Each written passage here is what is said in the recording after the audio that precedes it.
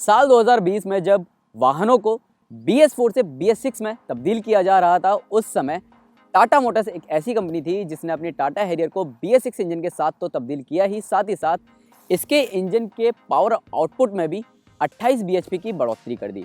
और साथ ही ये इंजन अब 6 स्पीड ऑटोमेटिक ट्रांसमिशन के साथ भी आता है। कीमतों के आधार पर देखा जाए तो Hyundai क्रेटा, किया सेल्टॉस और जीप कंपास, ये तीनों ही ऐसी गाड़ियां हैं जो कि डीजल ऑटोमेटिक ट्रांसमिशन के साथ भारतीय बाजार में उपलब्ध हैं। पर आज हम जागरण हाईटेक पर आपके लिए made in India, made for India Tata Harrier के बारे में 5 उन खूबियों के बारे में बताएंगे जिसके चलते आपको ये गाड़ी खरीदनी चाहिए। पर हम आपको इसकी 3 खामियों के बारे में भी जरूर बताएंगे।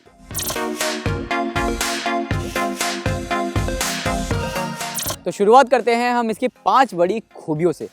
तो रीज़न नंबर 1, अगर आप इन दिनों एक ऐसी बड़ी एसयूवी की तलाश कर रहे हैं जिसे लोग पलट कर देखें, तो टाटा हैरियर आपके लिए एक परफेक्ट पैकेज के साथ आती है। इस गाड़ी में आपको ब्रांड की लेटेस्ट इम्पैक्ट 2.0 डिज़ाइन फिलॉसफी मिलती है, जिसके चलते ये गाड़ी काफ़ी बेहतरीन लुक्स के साथ साथ यूनिक भी लगती है। इसके अलावा BS6 के साथ इसमें दिया गया कैलिप्सो रेड कलर और ब्लैक रूफ के अलावा इसके हेडलैम्प्स की अरेंजमेंट, रूफ लाइन और टेल लैम्प्स सड़कों पर लोगों की नज़रों को अपनी ओर खींचते हैं। हैरियर कंपनी की एक किफ़ायती और पहली ऐसी एसयूवी है जिसे टाटा की ही कंपनी जगुआर लैंड रोवर के ओमेगा प्लेटफॉर्म पर बनाया गया है। अब बात करते हैं दूसरी बड़ी खूबी की। टाटा हैरियर में अब मिलता है 2 लीटर का BS6 डीजल इंजन। जैसा कि पहले बताया, 28 bhp ज़्यादा पावर यानी कि 30 PS ज़्यादा पावर इसमें मिलती है। कुल मिलाकर अब इसमें 170 PS की पावर मिलती है और साथ ही साथ जो इसका टॉर्क है वो 350 न्यूटन मीटर है। हालांकि टॉर्क BS4 मॉडल में भी सेम ही था। देखा जाए तो अब इस इंजन के साथ कंपनी ने 6 speed torque converter automatic transmission शामिल कर दिया है। और ये गाड़ी अगर आपने BS4 मॉडल चलाया है तो BS6 में जो NVH लेवल्स है और साथ ही साथ इंजन की जो रिफाइनमेंट लेवल्स है उसमें काफ़ी बड़ा सुधार देखने को मिलता है। चलाने के दौरान जैसे ही आप 1500 RPM के पार ले जाते हैं तो इसका रिस्पॉन्स ध्यान देने लायक होता है और ये साफ 4600 RPM रेड लाइन तक खींची चली जाती है। वास्तव में इंजन तब ज़्यादा शोर करता है जब आप अपना पंजा 3500 RPM से ज़्यादा रखते हैं। गियरबॉक्स की खास बात यह भी है कि जैसे ही आप इसे मैनुअल मोड पर डालते हैं तो ये ऑटोमेटिकली स्पोर्ट मोड पर चली जाती है और ऐसे में 0 से 100 kmph भी महज कुछ सेकंड्स में ये पकड़ लेती है। तीसरी बड़ी खूबी की बात करें तो टाटा हैरियर में जो खूबी है वो है इसका 6 speed automatic torque converter transmission. जी हाँ, ये जो ट्रांसमिशन आप देख रहे हैं ना, ये वही ट्रांसमिशन है जो कि Hyundai Tucson में मिलता है। जी हाँ, ये आपको Hyundai वाला ही गियरबॉक्स मिलता है यहाँ पर ऑटोमेटिक। और इस गियरबॉक्स की सबसे बड़ी खास बात ये है कि ये आपको लीनियर पावर डिलीवरी तो देता ही है, साथ ही साथ इसका जो अपशिफ्ट और डाउनशिफ्ट है वो काफ़ी ज़्यादा स्मूथ है। गियरबॉक्स हमेशा से ही एक्शन में रहता है और आप इसे पूरे दिन आसानी से कम ब्रेक का इस्तेमाल किए भी चला सकते हैं। ऑटोमेटिक हमेशा आपकी सुविधा का ध्यान रखता है, इसलिए अगर आप कम गियर्स पर डाउनहिल पर भी हैं तो आपको कांस्टेंट ब्रेकिंग की ज़रूरत नहीं पड़ेगी। स्पोर्ट और इको मोड के अलावा कंपनी ने इसमें टेरेन मोड्स भी दिए हैं जिसमें नॉर्मल, रफ और वेट मिलते हैं, जिन्हें इस्तेमाल करके आप एक बेहतर मात्रा में टॉर्क हासिल कर सकते हैं और थोड़ी बहुत ऑफ रोडिंग भी कर सकते हैं।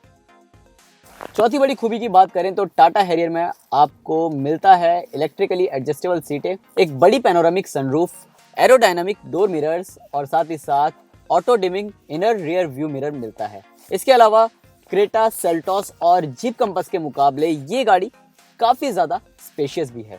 इसमें काफ़ी सारा लेग रूम, शोल्डर रूम और हेड रूम मिलता है और सिर्फ फ्रंट में ही नहीं बल्कि रियर पैसेंजर्स के लिए भी इस एसयूवी में काफ़ी ज़्यादा स्पेस मिलता है।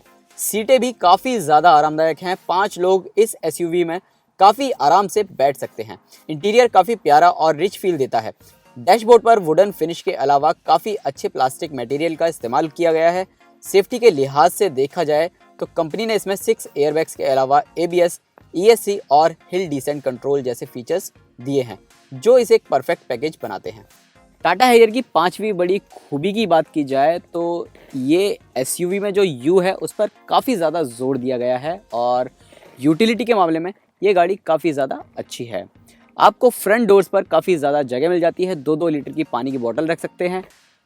सेंटर कंसोल पर अगर देखा जाए तो वहाँ पर आपको फ़ोन रखने की जगह मिल जाती है, 2 कप होल्डर्स मिल जाते हैं और साथ ही आपको ग्लव बॉक्स में देखा जाए तो वो काफ़ी ज़्यादा डीप स्टोरेज के साथ मिलता है। दूसरी पंक्ति पर आते हैं तो ये भी काफ़ी ज़्यादा स्पेशियस लगती है और जो दरवाजे हैं वहाँ पर आपको डबल डेकर डोर पैड्स मिल जाते हैं जो कि काफ़ी ज़्यादा यूनिक है सामान रखने के लिए। इसके अलावा जो फ्रंट सीट बैक पॉकेट्स है यहाँ पर भी आपको मैगज़ीन रखने के लिए और थोड़ा बहुत सामान रखने के लिए जगह मिल जाती है। इसके अलावा अगर देखा जाए तो पीछे की तरफ जो एसी वेंट्स हैं वो तो भले ही आपको पिलर्स पर दिए गए हैं, लेकिन यहाँ पर भी आपको थोड़ी बहुत सामान रखने की जगह मिल जाती है और साथ ही आपको सेंटर आर्मरेस्ट जो मिलता है रियर में, वहाँ पर आपको 2 कप होल्डर्स मिल जाते हैं। पर यूटिलिटी की बात अभी ख़त्म नहीं हुई है। बूट स्पेस पर ध्यान दें तो वो भी काफ़ी ज़्यादा बड़ा मिलता है और साथ ही वहाँ पर आप 2 से 3 बड़े बड़े सूटकेस रख सकते हैं, मीडियम साइज़ के और लार्ज साइज़ के। और साथ ही अगर फिर भी आपको वहाँ पर कम स्टोरेज मिलता है तो आप जो इसकी सीटें हैं उसे 60-40 में फ्लिप कर सकते हैं और बूट स्पेस को काफ़ी ज़्यादा बड़ा बना सकते हैं, ताकि आपकी जो यात्रा है वो काफ़ी ज़्यादा आरामदायक तो रहे ही साथ काफ़ी सारा सामान भी आप एक जगह से दूसरी जगह ले जा सकें।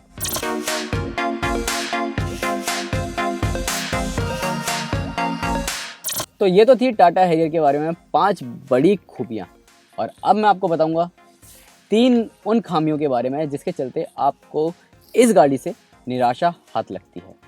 तो शुरुआत करते हैं खामी नंबर 1। मुझे जो सबसे निराशाजनक बात लगी टाटा हैरियर में वो है इसकी फिट एंड फिनिश। कंपनी ने भले ही इसे इम्पैक्ट 2.0 डिज़ाइन फिलॉसफी पर बनाया है, लेकिन इसमें अगर आप फिट एंड फिनिश देखते हैं, चाहे आप एक्सटीरियर में देखें चाहे आप इंटीरियर में देखें, वहाँ पर मुझे लगता है कंपनी को थोड़ा और बेहतर काम करने की ज़रूरत है। एक्सटीरियर में जैसे कुछ पैनल्स में फिक्सचर्स परफेक्ट नहीं लगते, वैसे ही इंटीरियर में भी विंडो के पास, डोर पैड्स और पावर मिरर कंट्रोल्स के पास दिया गया पैनल रफ कट जैसा फील कराता है। इसके अलावा अगर हम मल्टी फंक्शनल स्टीयरिंग व्हील और हॉर्न पर ध्यान दें तो कंपनी इसे थोड़ा और बेहतर बना सकती थी। तो अब बात करते हैं दूसरी सबसे बड़ी खामी की, जो कि मुझे काफ़ी ज़्यादा निराश करती है इस गाड़ी में। तो हैरियर में कंपनी ने दिया है एक छोटा सा टच स्क्रीन इंफोटेनमेंट सिस्टम। हालांकि एप्पल कारप्ले और एंड्रॉयड ऑटो के साथ तो आता है, लेकिन इसमें उतना अच्छा रेजोल्यूशन नहीं मिलता है जितना कि इस सेगमेंट की दूसरी गाड़ियों में एक टच स्क्रीन इंफोटेनमेंट सिस्टम में मिलता है। खैर, अगर हम इतनी बड़ी गाड़ी चला रहे हैं और उसमें इतना छोटा सा इंफोटेनमेंट सिस्टम, तो ये थोड़ा अजीब लगता है। इसमें बड़े और बेहतर टच स्क्रीन इंफोटेनमेंट सिस्टम की ज़रूरत है। इसके अलावा इसमें सबसे बड़ी कमी कनेक्टेड कार फीचर्स जो कि इसमें नहीं मिलते हैं। दूसरी गाड़ियां देखी जाए इस सेगमेंट की तो उसमें वो सभी फीचर्स मिलते हैं कनेक्टेड जो कि कंपनियां ऑफर कर रही हैं, लेकिन हैरियर में आपको कुछ भी कनेक्टेड फीचर्स नहीं मिलते हैं। ऑटो मार्केट इस समय पेट्रोल और हाइब्रिड इंजन्स की तरफ धीरे धीरे शिफ्ट हो रहा है, लेकिन टाटा हैरियर अभी भी सिर्फ डीजल इंजन में उपलब्ध है। मानते हैं कई खरीदार इतनी बड़ी एसयूवी को डीजल इंजन में ही खरीदना पसंद करते हैं, लेकिन भारतीय बाजार में कुछ ऐसे खरीदार भी हैं जिन्हें इतनी बड़ी एसयूवी पेट्रोल इंजन के साथ चलाना पसंद है। कई सारी रिपोर्ट्स ऐसी भी आ रही हैं जिसमें बताया जा रहा है कि टाटा हैरियर जल्द पेट्रोल इंजन के साथ लॉन्च की जाएगी। अगर ऐसा होता है तो टाटा हैरियर वाकई में इंजन और ट्रांसमिशंस के मामले में एक परफेक्ट पैकेज साबित होगी।